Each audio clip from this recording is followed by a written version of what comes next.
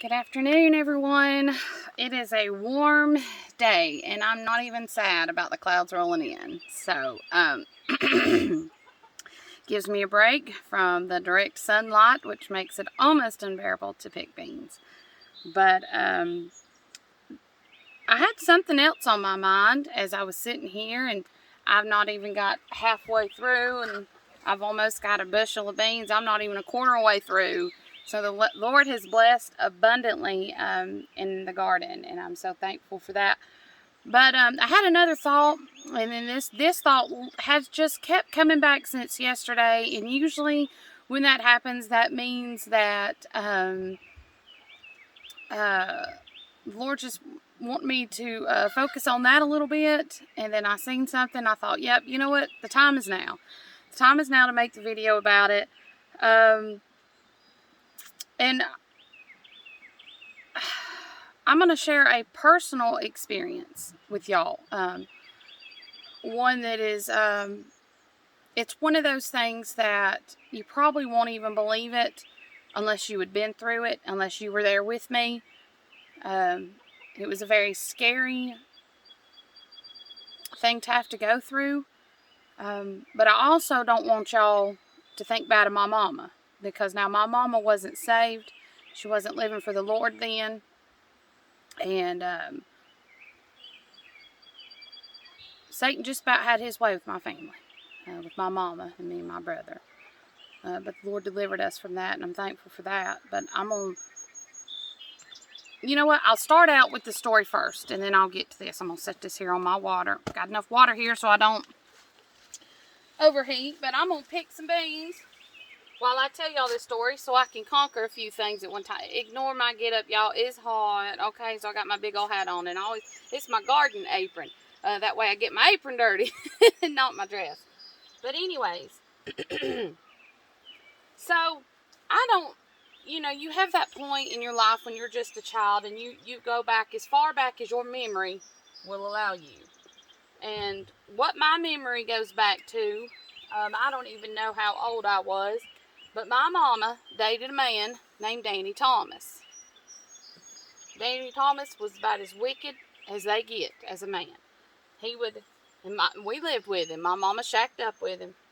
And he had his own house. It was a pretty house. I loved it. But my brother was just probably, I don't know, 2 maybe. So that'd probably make me around 4. Yeah, probably around 4. And this man was so mean that sometimes my mama knew in what kind of mood he was in when he got home, that she would take us out to the edge of his property and hide us in the woods, and we wouldn't move until she come back and got us, because she didn't know what he was going to do to us. And now I know you can say right there, why didn't she just leave? Why didn't she just leave? But the truth is, if you've never been in an abusive relationship, you don't know how hard it is, because they threaten you. You leave me and I'll come back and I'll kill you. And they'll threaten the things and people that you love.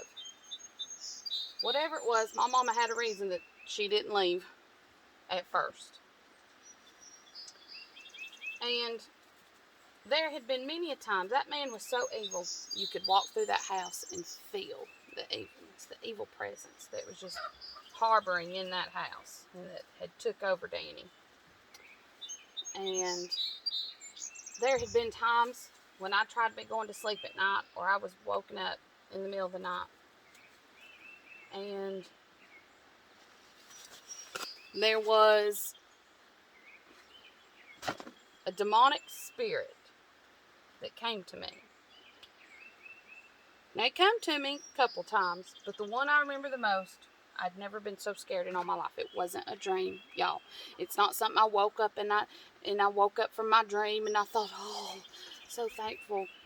This was a demonic spirit. And I remember being so scared, and I felt like somebody was staring at me. And so I thought, I'll just cry out to my mama. And I did. But when I tried to cry out to my mama, it wasn't no more than a, Mama.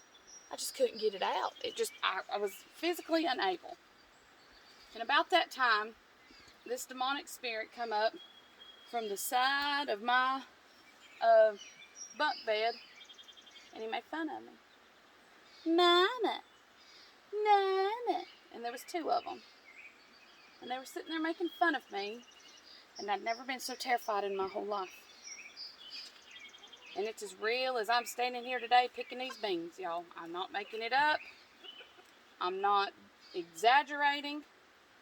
I'm just telling y'all what I know. And that's how I found out of how evil, of what the evil was that lurks around in this world that we know nothing about. We want to believe in Jesus, but we don't want to think that there's evil things among us. And let me tell you, there are. Some of us even make light of the evil things. We think it's fun to be all about that witchy business, you know, like the moons and your candles and your witchcraft stuff, and you think there's no harm in that. Let me tell you something. There's harm in that. All right? And this is where I'm going to bring in this scripture here. Oh, you hear my chickens back there. From 1 Peter chapter 5, verse 8. Be sober, be vigilant, because your adversary the devil, as a roaring lion, walketh about, seeking whom he may devour.